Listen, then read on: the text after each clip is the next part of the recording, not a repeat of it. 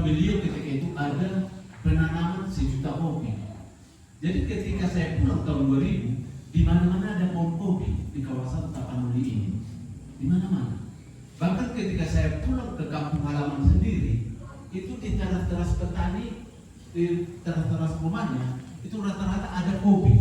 Apalagi menjelang hari pekan. Ketika itu di sini hari pekan Jumat, dari Kamis itu udah petani-petani itu udah jemur kopi di teras rumahnya. Nah, dari situ saya tangkap peluangnya, pelan-pelan saya geluti, pelan-pelan saya bangun usaha untuk kopi. Di tahun 2000 itu kami buka penggilingan kopi atau pengupas kulit tanduk kopi. Kami ketika itu hanya mengharapkan jasa. Ketika petani membawa kopinya untuk kami huller, untuk membuat kulit tanduk menjadi green bean, kami ketika itu upahnya masih 160 perak per kilo. Hanya sebatas itu. Nah, kemudian berjalannya waktu, di tahun 2005 saya ikut nimbrung. Wah, kenapa yang tua-tua ini bisa main kopi? Karena ketika itu saya lihat ketika mereka bawa kopinya ke gudang saya, supirnya bawa truk, tokenya bawa Fortuner. Keren kali ini, enak kali nih main kopi. Akhirnya saya terjun atas pengalaman sendiri atau otodidak, saya ngikut nih. Nah, tetapi kendala ketika itu, ini kan kami ada di kawasan Bukit Barisan ini, di atas bukit. Artinya ini cuaca gunung. Di tahun 2005 itu cuacanya tidak sepanas ini, masih dingin. Atau kadang karena cuaca gunung, mau tiba-tiba matahari cerah, tapi tiba-tiba datang hujan. Karena memang itulah cuaca gunung. Padahal kopi itu ketika sudah green bean, ketika sudah dihuller, kulit tanduknya sudah dilepas, itu tidak bisa lagi kena air. Kenapa? Karena yang diambil dari kopi itu adalah kafein. Ketika green bean ini terkena air, maka kafeinnya akan terbawa oleh air. Akhirnya kopi itu tidak ada nilainya lagi. Sehingga ketika itu saya bangkrut total. Karena saya jemur contoh 5 ton, tenaga kerja hanya 5 orang. Tiba-tiba datang hujan, berapa tikar lah yang bisa kita selamatkan. Hanya bangkrut total ketika itu. Setelah itu bangkrut, saya diusung oleh penduduk daerah ini, saya diberangkatkan menjadi kepala desa. Saya calon tunggal ketika itu. Gak apa-apa, ekonomi yang bangkrut, tapi motivasimu dan karaktermu masih baik bagi kami. Hanya saya diberangkatkan menjadi kepala desa 2007 sampai 2013. Sambil saya kepala desa, sambil tetap saya jejaki bagaimana perkembangan kopi ini. Akhirnya di perjalanan waktu di 2013 saya bangun gudang yang ada di Kecamatan Polu, lengkap dengan greenhouse untuk mengantisipasi masalah yang tadi, supaya nggak kena hujan lagi. Saya bangun di sana greenhouse dengan kapasitas 30 ton sekali jemur. Jadi ketika saya menjemur di sana dengan kapasitas 30 ton itu, sekalipun hujan, udah aman, gitu. Jadi dari sana juga sambil saya terobos pasar-pasar dari di luar, akhirnya dari tempat itu saya udah ekspor kopi ke Taiwan, ke Jepang, ke Amerika, ke Korea pernah, ke Jerman pernah, dari tempat itu.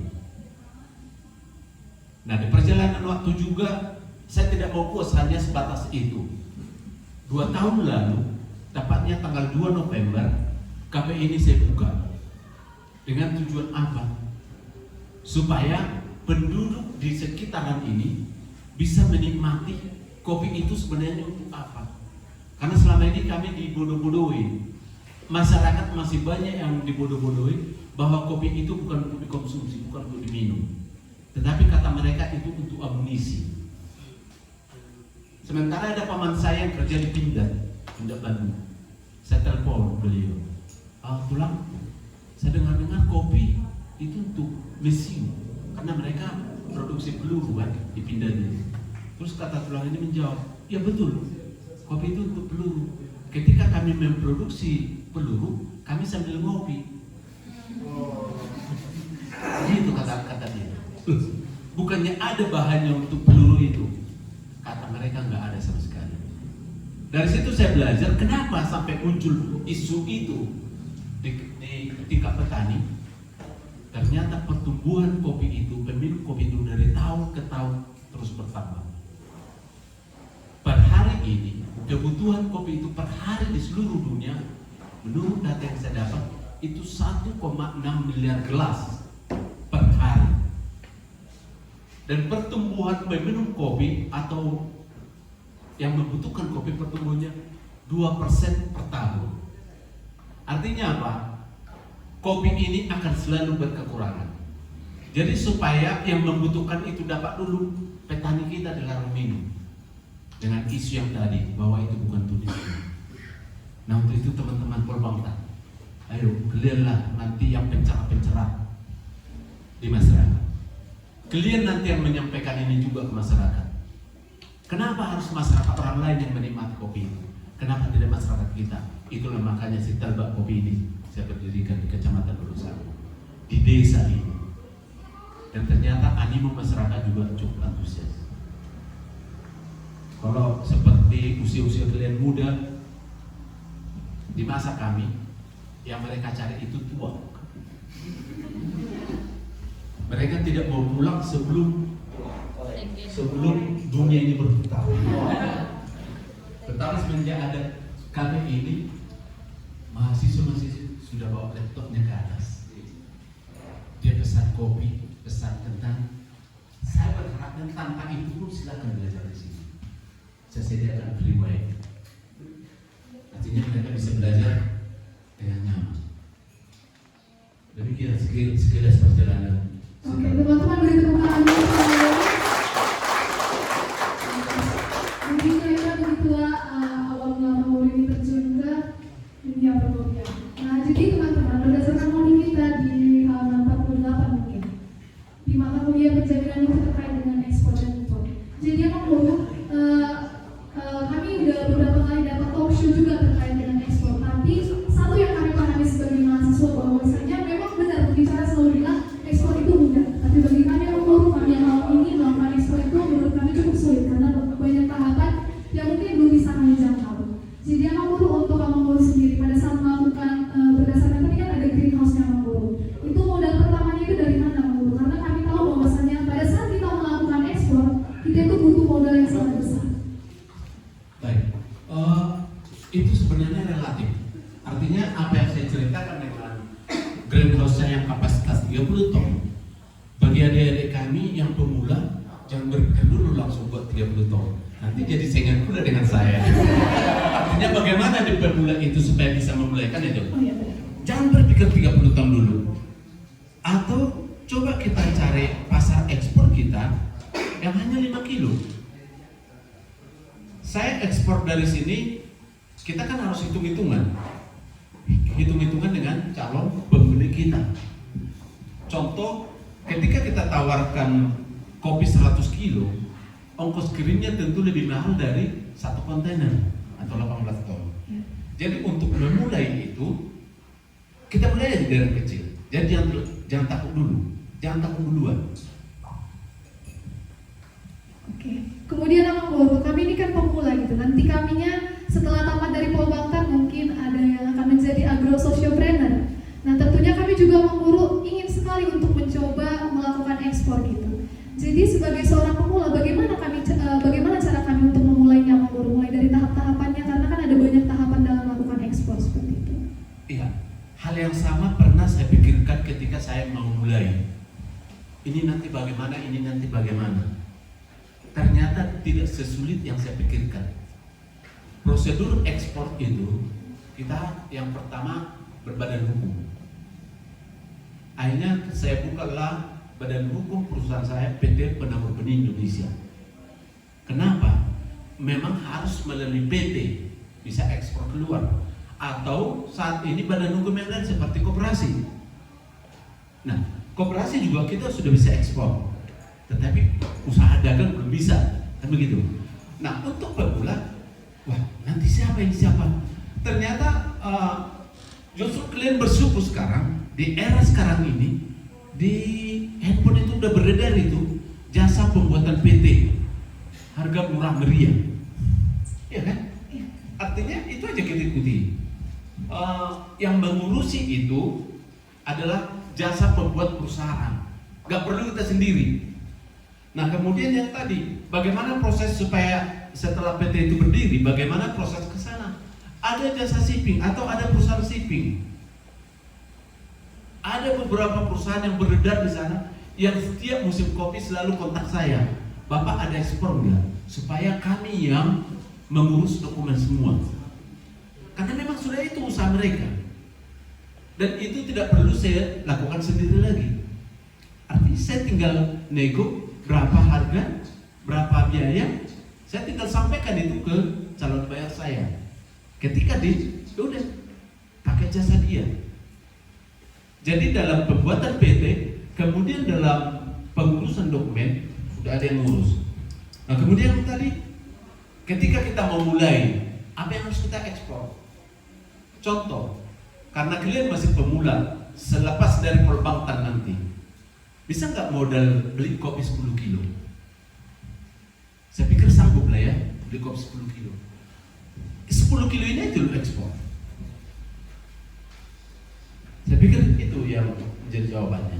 Jadi untuk pemula jangan terlalu dibesar-besarkan masalah itu. Ternyata nggak ada yang besar. Demikian. Oke, Abang Guru. Selanjutnya pertanyaan ketiga. Sebenarnya kan Abang Guru kita paham satu prinsip bahwasanya high risk, high return. Jadi semakin besar resikonya, semakin banyak keuntungan yang akan kita peroleh seperti itu.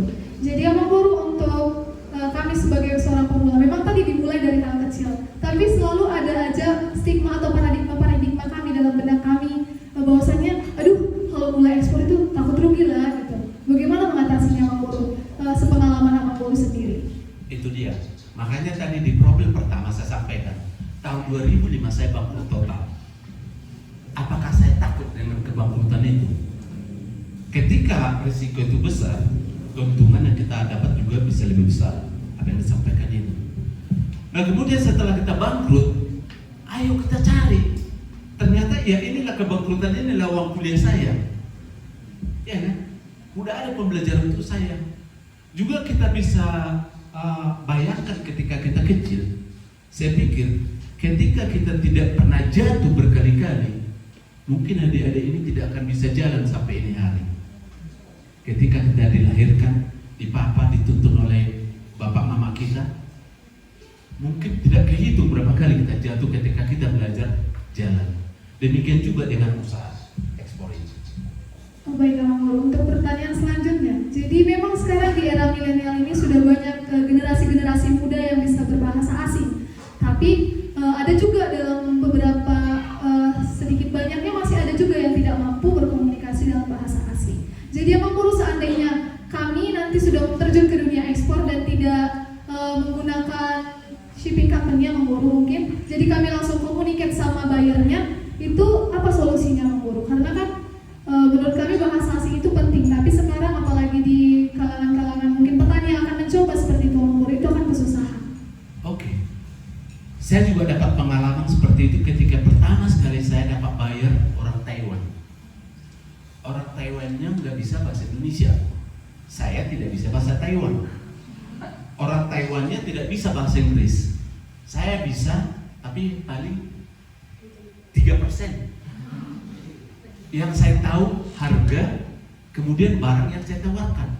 This is a green bean. The price 100,000. Tapi dia tidak tahu. Tentu kendala dong. Pertama kali saya ketemu dengan beliau, saya gunakan Google Translate. Saya ada Google Translate. Saya ketik dalam bahasa Indonesia, diterjemahkan ke bahasa Taiwan. Dan dia paham. Dan juga beberapa kali kami tidak sepakat dengan apa yang kami bicarakan lewat Google Translate. Karena beda maknanya dengan apa yang sebenarnya. Tetapi ketika saya translate itu, saya tanya pihak lain yang lebih paham. sudah pas belum bahasa saya seperti ini. Karena dia komplit. Oh, sebaiknya begini. Akhirnya ketemu. Nah, jadi ketika ada terkenal dengan bahasa, banyak kok sekarang translator. Ketika itu menjadi satu kendala, ayo translator. Dan anak saya rasakan ini, ketika dia kendala di kampusnya, karena di kampus Universitas Indonesia itu di kelas mereka sudah bahasa Inggris. Akhirnya libur semester 2 dia pergilah ke kampung Kediri. Ada di sana kampung Inggris. Dia bayar paket 3 bulan. Udah, sekarang udah passing. Apalagi yang muda-muda gini, masa nggak ini? Masih banyak waktu lah untuk belajar itu. Kalau memang itu yang menjadi kendala. Tetapi sekalipun itu yang menjadi kendala, ada jalan keluar seperti yang saya katakan. Oke, Bang Guru, pertanyaan selanjutnya. Pada saat masa pandemi COVID, Bang Guru, apakah ada peraturan-peraturan lain terkait dengan peraturan-peraturan yang berbeda mungkin terkait dengan proses ekspor, Bang Guru? Banyak sekali. Di tahun 2020 awal COVID kita vakum total. Gak ada yang berani. Kenapa? Negara lain tidak mau menerima kapal dari Indonesia. Kenapa? Kapalnya itu sudah kena COVID. Iya toh? Kita aja begitu kan? Jadi bukan hanya kita, dunia juga seperti itu. Bahkan penerbangan dari negara lain kita tutup kan kebijakan negara kita. Demikian juga sebaliknya dengan mereka. Tetapi di 2021 saya udah ekspor ada 3 kontainer ketika itu 54 ton. Itu semasa COVID baru itu saya ekspor. Nah kemudian baru-baru ini dalam jumlah kecil saya ekspor ke Jepang. Dan ini juga tadi mungkin di handphone saya itu sudah ada pembicaraan. Saya sedang nego dengan Jepang. Mereka sedang tanya-tanya berapa harga dari Belawan atau dari Kuala Namu. Nah kemudian dari berbagai pihak saya hubungi. Shipping saya tanya, tolong carikan saya ongkos kirim ke Jepang 1 ton yang sudah roasted bean. Itu cepat-cepat itu. Belum saya buka handphone saya udah dibalas. Kenapa? Takut saya tanya shipping yang lain. Ya dong. Supaya keuntungan untuk mereka. Nah, jadi situasi di COVID ini semua masih meraba-raba. Tetapi perubahan-perubahan itu tentu ada. Salah satunya izin gudang. Baru 2 hari lalu karantina Belawan datang ke gudang saya. Itu untuk inspeksi atau melihat apakah gudang ini masih layak untuk ekspor. Nah, 2 hari lalu mereka sudah datang dan nanti minggu depan itu jawabannya pasti ada datang ke perusahaan saya. Apakah gudang itu layak? Dan itu akan menjadi catatan di karantina. Ketika gudang saya tidak layak, apapun cerita saya tidak bisa ekspor dari gudang ini. Hanya itu kok, perubahan-perubahan kecil aja. Oke, Bang Guru. Jadi kan Bang Guru tadi bahwasanya kita tahu bahwasanya pada saat melakukan ekspor itu ada banyak pihak yang terlibat. Ada eksportir mungkin pihak Bang Guru sendiri beserta perusahaannya. Kemudian ada tadi yang kita dengarkan dengan shipping company. Jadi Bang Guru kita tahu bahwasanya shipping company ini kan perusahaan yang untuk pengiriman gitu kan Bang Guru. Nah, jadi untuk shipping company ini Bang Guru, bagaimana sih cara Bang Guru melakukan pemilihan shipping company gitu Bang Guru? Karena kan pada saat melakukan ekspor itu bukan hanya satu shipping company yang menyediakan jasanya seperti itu. Ya betul. Tentu bagaimana cara kita melihat shipping company yang bonafit dan yang terjamin. Kebetulan atau nggak tahu saya kebetulan atau memang seperti itu shipping company yang lain. Shipping company yang saya pakai itu dokumen setelah terkirim ke buyer baru saya bayarkan. Contoh biaya ekspor saya yang terakhir, dokumennya semua sudah terkirim ke Taiwan, sudah diterima oleh buyer di Taiwan. Baru mereka keluarkan tagihan ke saya. Tagihan ketika itu ada sekitar 54 juta, baru saya transfer ke rekening mereka. Nah tentu dengan begitu mereka udah kasih kita garansi loh 100%. Iya, benar, Itu cara saya untuk memilih shipping. Oke, Bang Guru. Selanjutnya untuk pertanyaan itu Bang Guru kan ada juga forwarder atau perusahaan yang membantu eksportir terkait dengan pengiriman barang dan pengurusan dokumen ekspor. Untuk sekarang ini forwarder yang Bang Guru pilih itu dari mana? Kebetulan kebetulan shipping ini udah include dengan Purwada. Oh, berarti udah termasuk. Iya, Oh, betul. gitu. Ya, jadi satu pintu.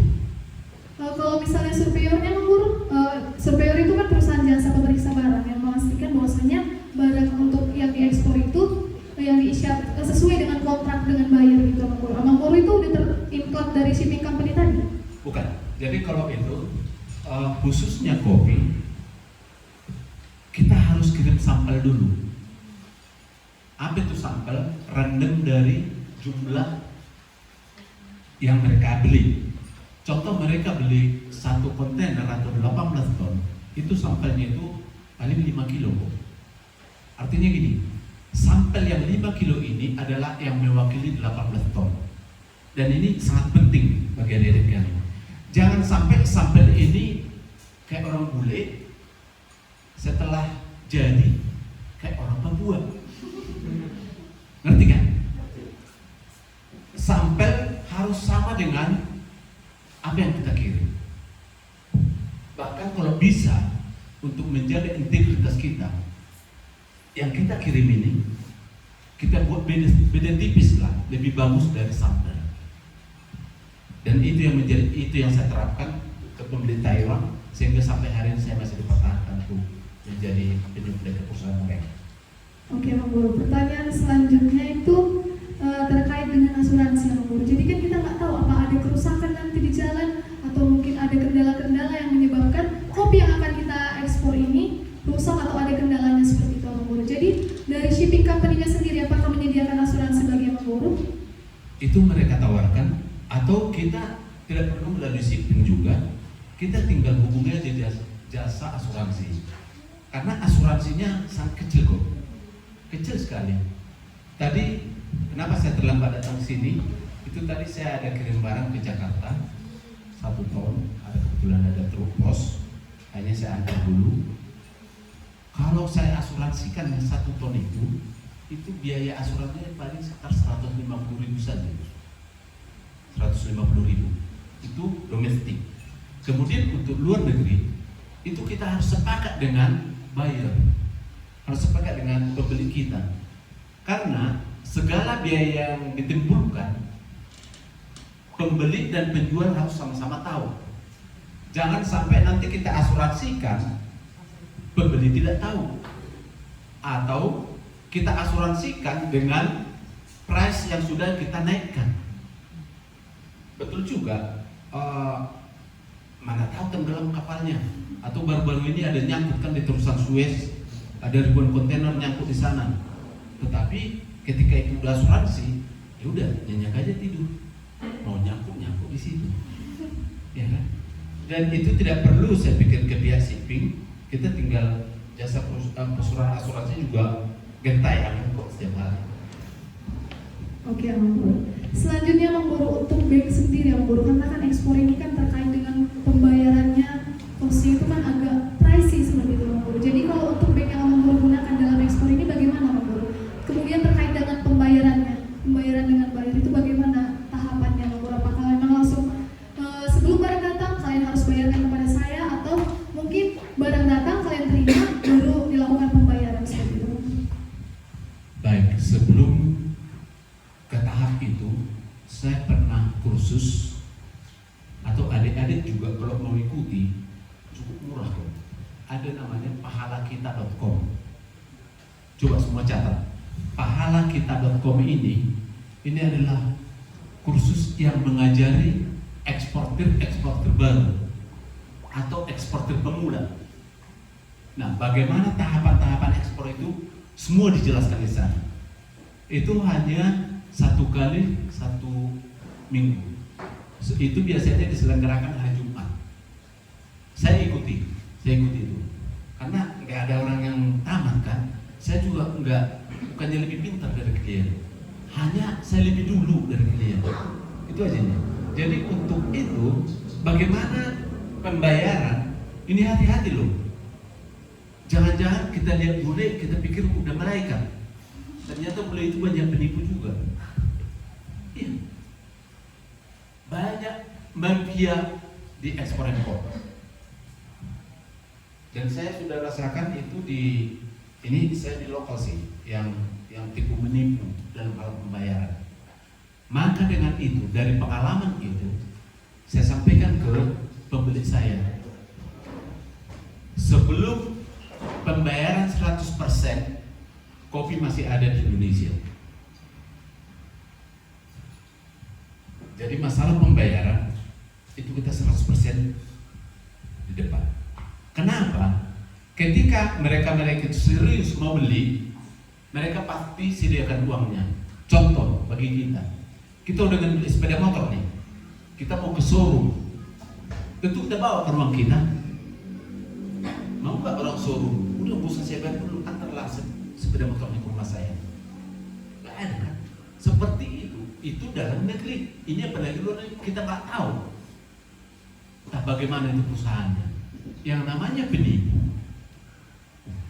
jauh lebih pintar dari yang ditipu. Ya kan, itu hukum alam itu kan. Dan beberapa korban di permainan kopi udah sering kena tipu. Makanya di handphone saya ada selalu itu calon bayar katanya. Ada perusahaan membutuhkan kopi 100 ton per bulan. Kalau yang ini udah langsung lewatkan aja, skip aja. Iya, yang gitu-gitu. Jadi ketika kita mau mulai pembayaran harus 100% di muka. Kalau mau lebih dalam lagi untuk ekspor, ikuti kursus tadi ya. Iya, betul. Oke, jadi teman-teman, untuk sistem pembayarannya ekspor yang diterapkan sama Guru ini dikenal dengan sistem advance TOT. Itu nanti dilakukan dulu, harus dibayar dulu 100%. Jadi bukan letter of credit tapi amount TOT. Kemudian untuk selanjutnya Bang Guru, jadi kan dalam melakukan ekspor ini kan kita harus cari buyer gitu. Nah, jadi mungkin kesusahan di kami sekarang juga dalam proses pemilihan atau mencari buyer itu, cara membangun networking untuk menemukan buyer ini seperti apa Bang Guru? Jadi metodenya semua sama. Metode perusahaan kecil, perusahaan besar, atau semua yang cari buyer, metodenya sama. Jadi kami bukalah website kami, sitalbakcoffee.com. Di website ini sebenarnya melalui website juga sangat minim informasi yang saya dapat. Kenapa? Karena ada saya gaji admin saya untuk menangani itu, untuk pembukaan Starbucks ini, tetapi kerjanya tidak maksimal. Nah, tetapi ketika kalian mau maksimal atau mau serius untuk membidangi ekspor impor, buka website. Buka website, ya namanya website itu kan bisa dibaca semua orang, bisa dilihat oleh semua orang. Makanya website kami lebih pakem dari Instagram kami. Instagram kami lebih luas informasinya melalui itu daripada website. Padahal sebenarnya buyer itu ada ini kok. Ketika kita komunikasi dengan buyer juga, ini ingat betul, WA, Line itu bukan komunikasi yang resmi. Itu yang resmi itu harus email. Dalam semuanya, ketika mereka kunjungi website mereka akan meng-email kita dalam bentuk penawaran. Kita juga harus membalas mereka lewat email, bukan lewat WA. Dan itu mereka anggap tidak resmi yang WA ini. Jadi ketika email, kita balas dengan email. Nah, itulah namanya, ya tiktokan lah. Sama seperti seorang cowok merayu seorang cewek, ngobrol dulu kan, tanya-tanya dulu kan, PDKT dulu. Setelah deal, nah baru kita kirim gitu. Oke, Bu. Kemudian Bang Guru, pertanyaan selanjutnya mungkin terkait dengan ini Bang Guru, kebijakan pemerintah yang ada terkait dengan proses ekspor itu Bang Guru. Ada nggak yang menurut Bang Guru memberatkan eksportir seperti itu Bang Guru? Saat ini justru pemerintah sangat welcome. Program Bapak Jokowi ada Gratis X, kalau pernah dengar, gerakan 3 kali ekspor. Kenapa? Bapak itu mendorong supaya kita banyak-banyak ekspor, makanya muncullah Gratis X. Kemudian untuk mengimbangi itu, pemerintah juga membuka ada badan namanya badan atau LPEI, Lembaga Pendanaan Ekspor Impor. Artinya apa? Dalam kebijakan pemerintah sangat mendorong bagi seluruh warga negara Indonesia untuk meningkatkan ekspornya. Oke, Mang Guru. Kemudian kan Mang Guru kalau bicara tentang ekspor kan ada pembayaran tadinya. Nah, jadi untuk pembayaran ini Mang Guru, misalnya ekspornya ke Amerika, apakah nanti pembayaran yang diterima dalam bentuk dolar atau bagaimana Mang Guru? Itu masuk ke akun PayPal atau memang nanti masuk ke akun bank biasa seperti itu Mang Guru? Atau harus melalui PayPal seperti itu? Pengalaman saya buka rekening dalam bentuk IDR, istilahnya kalau rupiah, USD kalau bentuk dolar. Ini kita ditawarkan oleh perbankan, tetapi yang saya pilih adalah IDR, rupiah. Ketika pembayaran masuk ke perusahaan saya, itu mereka kirim dari luar itu bentuk dolar. Tetapi karena saya pilih IDR, bentuk dolar yang dikirim itu akan terkurs dengan kurs saat itu juga menjadi ke rupiah. Dari Jepang mereka kirim ke rekening saya dalam bentuk yen, tapi sampai ke rekening saya udah dalam bentuk rupiah seperti itu. Oke, Mang Guru. Jadi kan Mang Guru ini udah lumayan lama terjun di dunia ekspor seperti itu kan Mang Guru. Jadi mohon maaf Mang Guru, kami juga untuk memacu semangat kami dalam melakukan ekspor. Kira-kira income Mang Guru dalam melakukan ekspor ini ada berapa? Income-nya? Iya. Aduh, privasi sekali. Saya orang yang nekat sebenarnya, karena dan juga seorang pengusaha itu harus yang nekat. Seperti yang saya katakan tadi, ketika kita jatuh sekali nggak mau lagi, mungkin berapa banyak orang ini yang lumpuh, yang tidak bisa jalan sama sekali karena tidak mau jatuh di kemudian hari. Dan itu yang saya lakukan. Saya menggunakan dana perbankan. Untuk pembayaran bunga bank saya per bulan, saya harus cari 35 juta. Untuk apa? Untuk menjalankan roda usaha saya. Kemudian saya coba, tadinya juga saya ragu, apakah saya terlalu nekat atau gimana? Ternyata tidak juga. Di satu talk show atau wawancara dengan Kick Andy kalau nggak salah, ternyata Bu Susi Pujastuti yang punya Susi Air, dia harus membayar gaji karyawan dan biaya operasional perusahaannya 50 miliar per bulan. Susi Air. Lantas kita mikir nih, kenapa sebesar itu? Karena perusahaannya besar, resikonya besar, tapi keuntungannya bisa besar. Artinya apa? Dari modal yang difasilitasi oleh negara itu bisa saya manfaatkan membangun gudang saya di sana dan membangun Starbucks ini dan beberapa aset saya yang lain. Artinya aset saya telah bahkan 10 kali dari nilai pinjaman saya. Itu kira-kira. Tepuk tangan dulu dong teman-teman. Kemudian Mang Guru, tadi kan pada saat melakukan ekspor kan Mang Guru memanfaatkan jasa shipping company gitu kan Mang Guru. Tapi kan Mang Guru ada juga berkas-berkas yang harus disiapkan oleh Mang Guru sendiri dalam mengekspor itu. Jadi apa-apa saja berkas yang perlu disiapkan dalam proses ekspor? Ada beberapa hal yang diminta oleh buyer atau yang kita sepakati sebelumnya. Salah satu contoh, mereka suka minta sertifikat fair trade. Fair trade itu apa? Perdagangan yang kucing. Nah, keuntungannya apa? Jangan sampai mereka menganggap kita membodoh-bodohi petani. Nah, itu satu. Kemudian ada beberapa buyer juga yang minta sertifikat organik. Dalam hal ini apa? Karena zaman semakin canggih, alat-alat semakin modern, Bahkan ini pernah menjadi kasus di Kopi Gayo. Kenapa? Mereka kirim kopi gayo beberapa kontainer ke Eropa. Sesampainya di Eropa, tadinya mereka pakai sertifikat organik. Apa itu sertifikat organik? Sertifikat organik itu adalah satu kebun yang sudah disertifikasi bahwa kebun itu adalah murni organik. Ternyata setelah kopi yang dikirim ke Eropa, itu mereka tes dengan alat pendeteksi kandungan residu. Kandungan residu itu adalah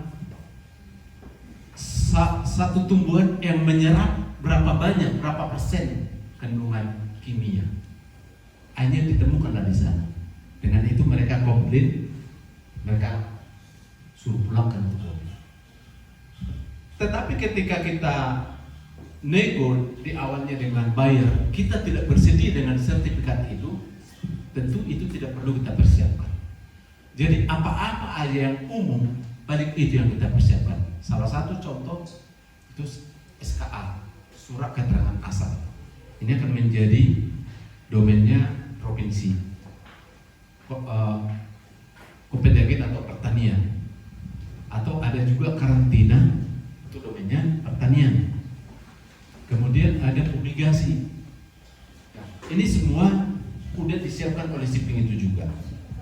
Hanya mereka paling berapa karung, berapa boni, berapa ini, itu yang perlu kita sampaikan ke shipping supaya mereka isi sesuai dengan apa yang mereka perlukan untuk mengisi dokumen. Oh, baik Kang Guru, terima kasih. Kemudian ada pertanyaan kami Kang Guru. Jadi kan gini, tadi kan dikatakan bahwasanya dalam prosedur ekspor itu harus berbadan hukum. Jadi bisa melalui PT ataupun koperasi, tapi untuk usaha dagang belum bisa.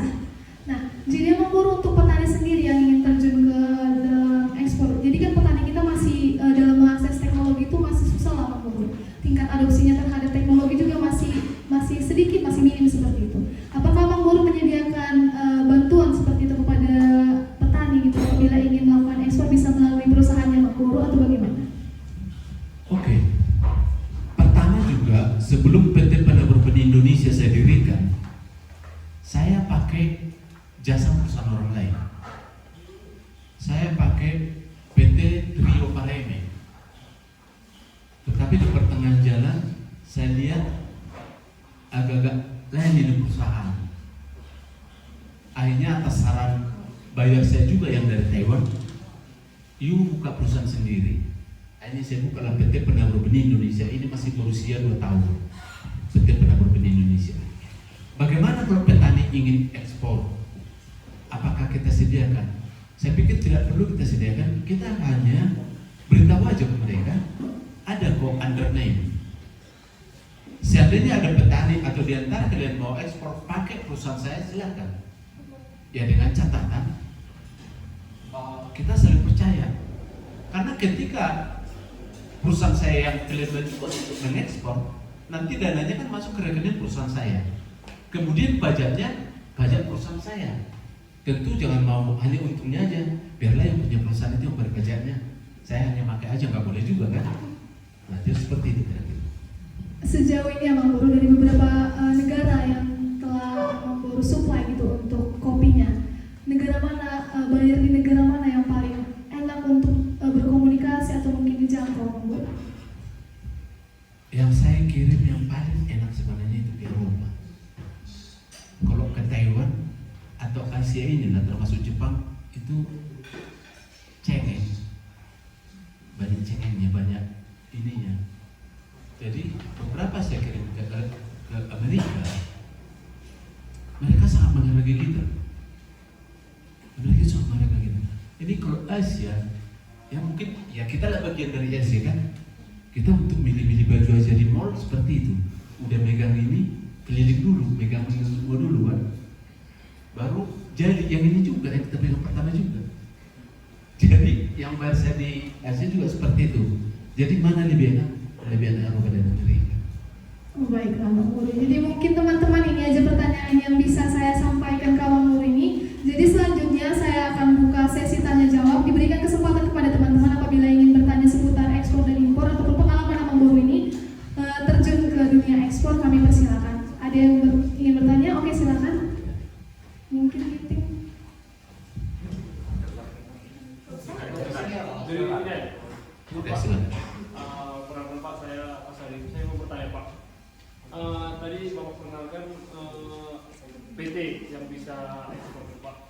kemudian di bawah dari situ mungkin ada koperasi. Misalnya Pak kan, kami masih awam Pak. Perusahaan yang kami punya misalnya cuma komanditer Pak, CP, dan juga relasi yang kami punya cuma sekelas gudang-gudang petani gitu Pak. Langkah-langkah apa yang bisa kami kerjakan dengan modal cuma 2 ini Pak? Ada modal komanditer, CP, ada kenal relasi di tingkat petani gitu. Iya, baik. Itu pertanyaan yang sangat bagus. Saya pikir CP juga udah bisa ekspor. Iya, CP juga udah bisa. Nah kemudian tadi punya relasi atau kita punya barang yang mau dikirim lah. Intinya sebenarnya itu. Kemudian setelah kita punya barang yang mau dikirim, mau diekspor, udah cari pembayarnya, pembelinya. Setelah ada pembeli, ada barang, ada pembeli, udah yang lain gampang kok. Yang lain gampang. Salah satu tadi takutnya CP belum bisa, itu hal kecil. Paling yang tadi itu undernet aja dulu. Kita pinjam perusahaan lain. Yang penting barang yang ada pada kita bisa terkirim. Seperti itu kira-kira. Jadi apa yang ada pada kita itu dulu. Jangan pikirkan dulu apa kesulitannya, tapi apa yang ada aja dulu. Ketika sudah ada tadi modal, CP udah ada, oke. Barang udah ada, oke. Udah tinggal cari pembeli. Ketika sudah ada pembeli, yang lain itu nanti gampang. Dan itu akan menjadi pembelajaran pertama dan perdana, dan itu akan menjadi pembelajaran menjadi raksasa ke depannya. Nah, saya pikir itu. Baik, bagaimana Saudara Alwi? Ada pertanyaan lagi? Sedikit lagi Pak. Ya. Teknik Bapak memilih pembeli itu gimana Pak? Dari buyer itu gimana? Yang tadi itu, ketika dia mau barang kita yang apa adanya ini, jangan seperti yang saya tadi cerita, sampel kita kirim secantik dia, setelah barang jauh lebih jelek dari dia. Jangan sampai gitu, itu aja. Hanya itu triknya.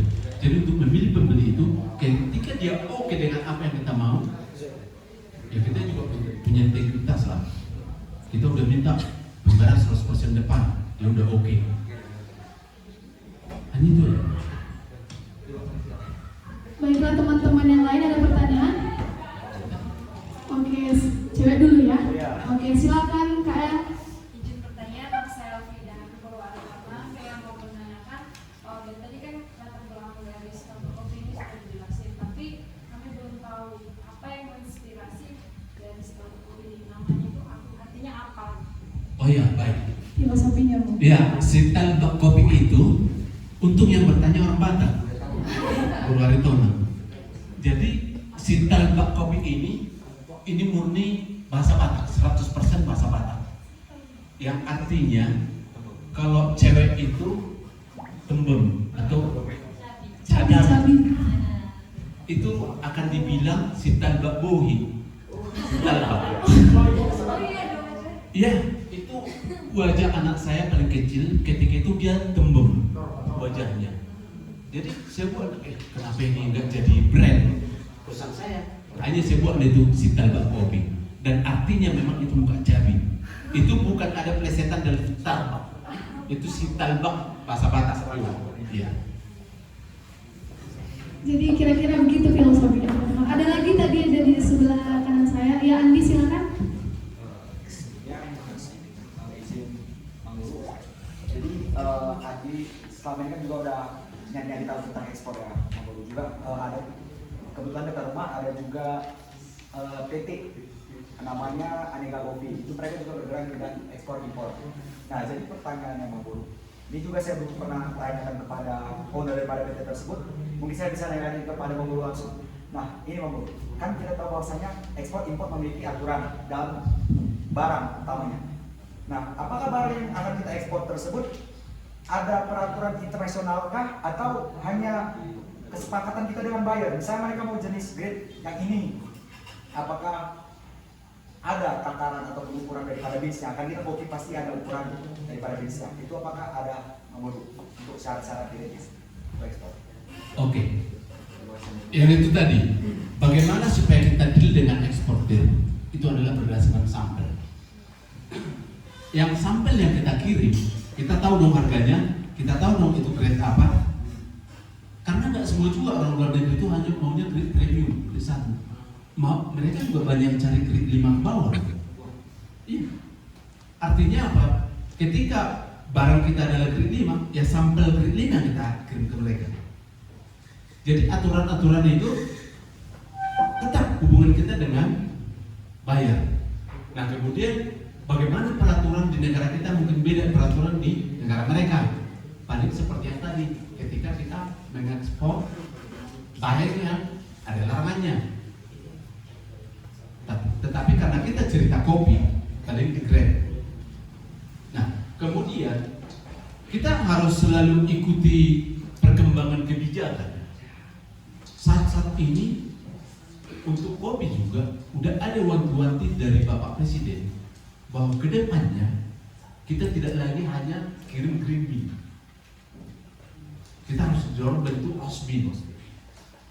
Nah, kecuali seperti itu, pemerintah kita sudah buat kebijakan harus ekspor roast bean, tetapi tetap kita ngotot kirim green bean. Nah, itu baru menyalahi.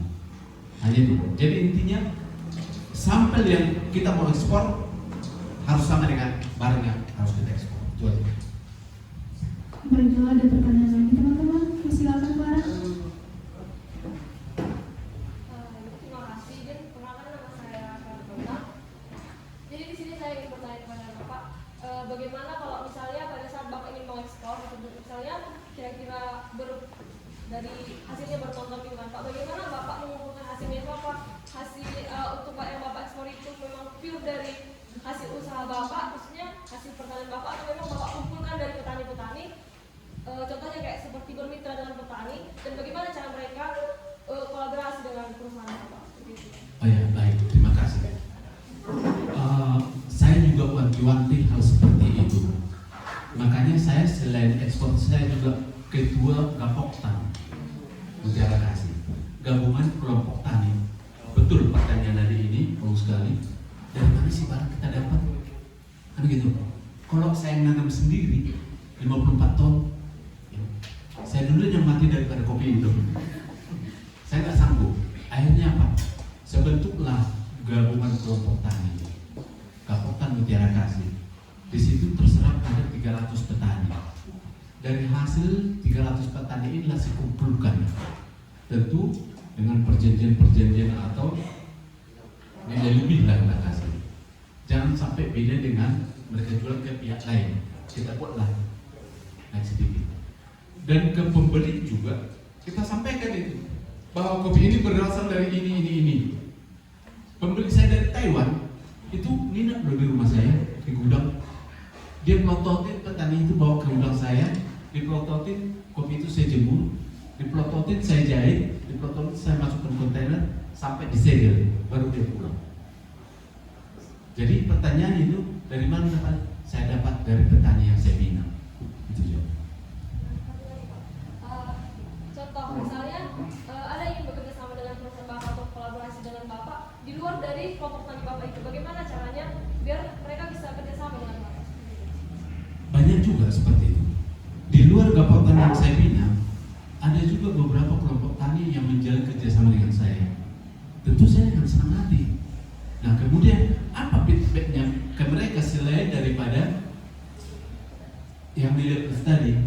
Itu mereka kita ajari bagaimana SOP dalam penanaman kopi. Seperti tahun-tahun lalu kami kerjasama dengan Skobi. Ada Skobi, lembaga yang menangani bagaimana mengajari petani bertanam kopi. Dan mereka kami undang ke sini, kami suruh mengajari kelompok-kelompok tani itu, walaupun yang tidak di dalam minat saya tadi, saya tetap undang seperti itu. Baiklah teman-teman, ada pertanyaan lagi? Oh ya, silakan Tepin. Baik, terima kasih sebelumnya. Izin Pak, langsung saja izin bertanya. Kalau boleh tahu Pak, bagaimana teknik kita dalam mencari pembeli di luar daerah, terutama dalam skala ekspor ini? Apakah seperti macam di baca-baca itu kita pasang promosi atau macam jual-jual meja ini jual murah-murah? Tentunya saya kira nggak sampai disuruh luar negeri. Jadi kami perlu tahu, kalau boleh lah Pak, boleh kasih tahu kami gimana teknisnya supaya orang luar itu tahu produk kita sehingga mereka ingin membeli produk kita. Terima kasih Pak. Oke, baik. Seperti apa tadi saya ceritakan di awal, kebutuhan kopi di dunia itu 1,6 miliar gelas per hari. Pertumbuhannya 2% per tahun. Artinya apa? Bapak nggak perlu jual murah kopi ini. Jual mahal juga laku. Itu tadi. Bagaimana caranya supaya laku? Hanya menginformasikan aja supaya orang lain tahu, itu aja. Triknya hanya itu, beritahukan bahwa kopi ada di kamu kepada orang lain. Sesimpel itu. Mungkin beda dengan komoditi lain seperti yang tadi, harga murah diorang. Kopi ini sesuai dengan pertumbuhannya. Ketika orang lain tahu, nggak perlu nunggu lama. Seperti itu jawabannya untuk kopi khususnya. Ya. Teman-teman ada pertanyaan lagi, silakan. Terima kasih moderator. Izin Pak, perkenalkan nama saya Salam Ginting. Tadi kan Bapak bilang Bapak itu ketua Bakutan. Nah, kami kan ini sedang magang di Food Estate Pak. Bagaimana jika nantinya Food Estate ini berkembang dan petani-petani kopi Bapak itu tertarik untuk beralih dari kopi ke horti Pak? Apakah bagaimana tanggapan Bapak ke depannya? Oke, baik. Ini menjadi dilema dan ini menjadi cerita menarik. Kenapa? Baru-baru ini saya diundang ikut rapat oleh Bapeda Provinsi Sumatera Utara dengan Yayasan Konservasi Alam untuk membicarakan aksi penanaman kopi berkelanjutan. Untuk apa? Ini sudah menjadi isu internasional, isu dunia bahwa pemanasan global tidak bisa dihindari. Bagaimana tanggapan saya petani kopi beralih ke hortikultura? Tentu dalam cerita saya itu kita bisa nampak bagaimana isu pemanasan global ini sekarang sedang menjadi sorotan tajam. Dengan adanya food estate, kita bukannya berkecil hati, kita bangga. Saya sebagai putra rumah suku itu saya sangat bangga dengan adanya food estate. Menjadi bangga. Tetapi ketika kita bandingkan itu dengan pertanian kopi,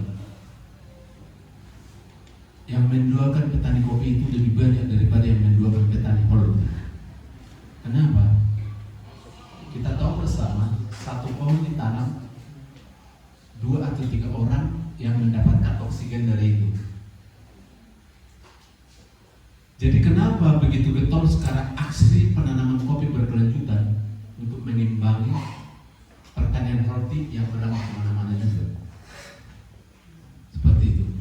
Bahkan kehutanan sudah memberikan lahannya untuk ditanami kopi. Seperti ada perhutani di Jawa Barat, itu mereka bentuk kelompok tani untuk nanam kopi di hutan itu. Kemudian ketika kami di sini, kami selalu anjurkan bagaimana menanam kopi dengan pakai pohon pelindung atau pohon penau. Supaya apa? Memang itulah habitnya pohon kopi. Namanya juga pohon. Pohon yang perlu dilindungi. Dengan terciptanya penanaman kopi yang sesuai standar tadi, maka iklim ini turut terjaga.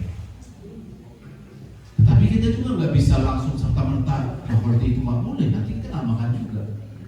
Ya. Artinya dalam pertanyaan Pak Ginting adalah bersinergi. Rasanya ketika kopi masih kecil, ya tanamlah roti ke sampingnya. Tetapi jangan harapkan itu benar-benar berbeda organik. Itu kira-kira Pak Ginting. Baik teman-teman, apakah masih ada pertanyaan lagi? Mungkin dari teman-teman yang cewek ada lagi teman-teman? Oke, silakan teman-teman. Izin Pak, perkenalkan nama saya Misa Izega, saya asalnya dari Ria. Kebetulan di desa Darah Kopi Pak, di desa Darah Kopi. Jadi pertanyaan saya Pak, kira-kira berapa kali ekspor dalam tahun Pak?